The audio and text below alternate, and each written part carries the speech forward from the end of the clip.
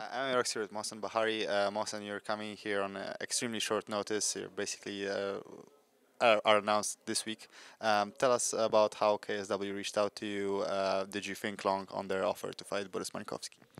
And no, to be honest, I didn't have time to think so much. I was training for another fight that fell through, and this opportunity showed, and it's a very good opponent, and I'm pleased to have the opportunity, and I just had to take it. Okay, judging from the catch weight, it's 3 kilograms above the welterweight limit. You were in pretty good shape. Not a lot of weight cutting to do, or did you do actually any weight cut? I did a little bit of cutting, but not much. Okay, tell us about your experiences. Obviously, you fought a lot of top fighters in Europe in Cage Warriors. Do you think it prepares you well to fight Borys Mańkowski, or does he present a unique challenge of your opponents? To be honest, he's very different his style to my previous opponents, and I'm pretty sure that the way I fight and he fights will make a very good show. So it's gonna be a very different fight as I see it than my previous fights. Tell us a bit about your style of fighting, because the Polish audience is largely unfamiliar with your career. Yeah, you can check out my fights on YouTube.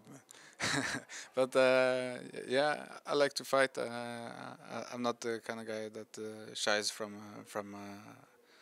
a fight, and I try to bring it as much as I can in my fights. So, if I may say it myself, I like to think that my fights are usually action-packed. And could you tell us whether this is a one-fight deal, or have you entered a long-term relationship with KSW? No, this is a one-fight deal. I'm bound to Cage Warriors, so this is just I have an exemption from the contract because of their postponement of my original fight. So this is just a one-fight deal. So since you mentioned Cage Warriors, are you worried about the announcements that have been made about the promotion? Seemingly, the CEO Graham Boylan has stepped away, and the promotion is in limbo. Are you worried that you might not be getting that many fights now? No, to be honest, I know Graham signed off. I signed with his management, so I'm still in contact with Graham, and we're working together. And I've also spoken to Ian, which is the matchmaker in Cage Warriors, and as long as he's there, I'm pretty sure that Cage Warriors won't have any big trouble. They just need to regroup and get things on the roll again, and I'm pretty sure that the rumors are a bit too extreme. And since you're representing Norway, recently Norway has decided to legalize pro boxing again. I've never actually found out whether they also legalized MMA. Could you say what's the case? What's the status of the sport in Norway right now? No, MMA is still illegal to perform professionally and amateur with knockouts. And this is due to a knockout rule.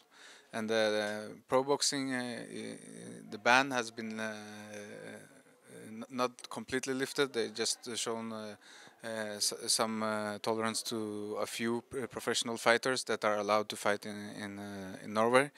And the boxing community is also fighting against MMA being legal, due to the fact that MMA is stealing so much. Or very many people consider MMA a more what should I say? No, not necessarily. No. Maybe they do, but in actual fact, boxing is more dangerous due to the many hits to the head. But they consider MMA as a threat to boxing. So the boxing community is also trying to reserve the lift of the ban only to boxing, so that they will not lose interest in boxing over to MMA. So MMA has a long way to go in Norway. Do you see the climate changing anytime soon? No, it's very conservative. But the MMA community is growing. But I think we have a few or a lot of years before it's legal in Norway. I wish you the best of luck with the fight and best of luck with legalizing the sport in Norway. You're a last holdout in Scandinavia, so please, please change it as soon as possible. Thank you very much for your time and good luck. Thank you for having me on.